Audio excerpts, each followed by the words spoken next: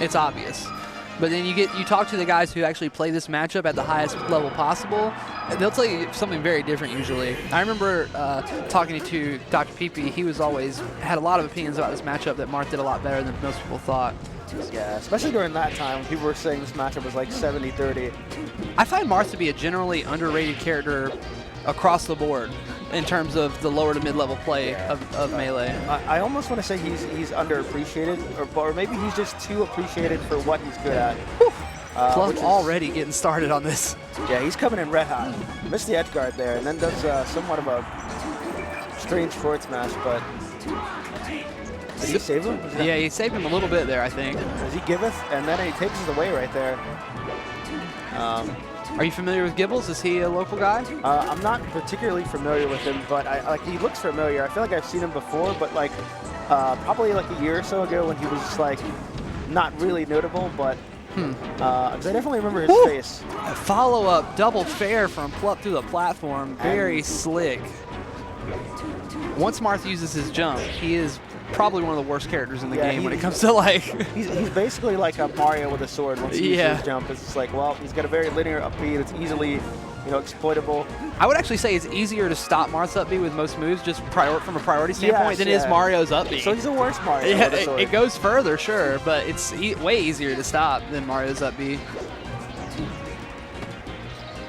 Go ahead and try to stop Mario's up B with a soft bear. Most of the time you're going to get your money taken. Yeah, he definitely takes your lunch money. Scrooge McDuck swimming in coins over there. Plup just coming up a little bit short on some of these punishes is making me think that maybe his Fox is, feeling it more right now, and that's why he's trying to kind of wake up the Sheik. Yeah, I get the feeling that he was probably warming up his Fox a bit before coming over to the setup. Obviously, he's known for his Sheik, and he wants to do well with Sheik, but maybe, sometimes the thing about dual maining is that sometimes one of your characters is just not on that day. Which is crazy. I say this as he's on the verge of potentially getting a JV4 stock.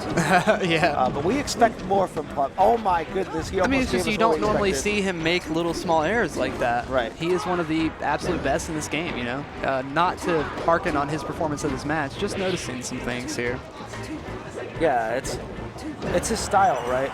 Like, Plup's always been known for being extra clean, smooth as butter. Yeah. Like, you just don't see little stutter steps. It's early. It's 10 a.m. It is 10 a.m. It's the 10 a.m. pool. Maybe we're just not letting Plup get warmed up. Maybe we're not getting woken up. Yeah. He hasn't had his flakes this morning. Yeah, because it's interesting. Because if this is another, I like the little movement right there from Gibbles. Maybe a little bit of nerves. Game one, you're like, I'm playing Plup, oh my god. Yeah, there's really two ways you can look at it. I mean, for you guys who are newer to watching the game, it may seem like these early matches are just squash matches, but there's two ways you can approach this as a player like Gibbles. You can say to yourself, I'm playing one of the best players in the world in a matchup where I feel like maybe Sheik wins. This is not good for me. Or you can look at it the other way, like I'm getting to play one of the best players in the world. I'm going to probably learn something even though I will most likely lose, Right. There's definitely an attitude you can have. It's a matter of making the most of the opportunity a lot of times. And we've seen some crazy 10 a.m. upsets over the years.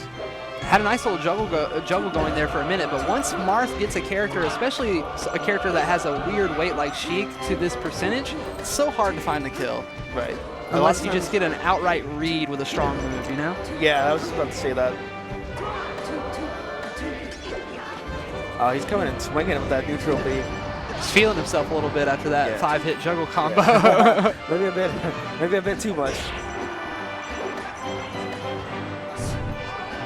The windmill. Windmill saving Plup there. When you are edge guarding someone and they get saved by your counter pick, like you're just like, oh man. Yeah, that's unfortunate. Tough. I think Gibbles is moving well in spots, and he occasionally wins neutral. It's just he doesn't get much off of it. Yeah, I'd be very interested to see if he's going to end up matching up with like OP Ganon or someone else that we've seen, because I'd really like to see how they play against someone their level, because they've both displayed in the matches that we've seen some pretty sweet neutral.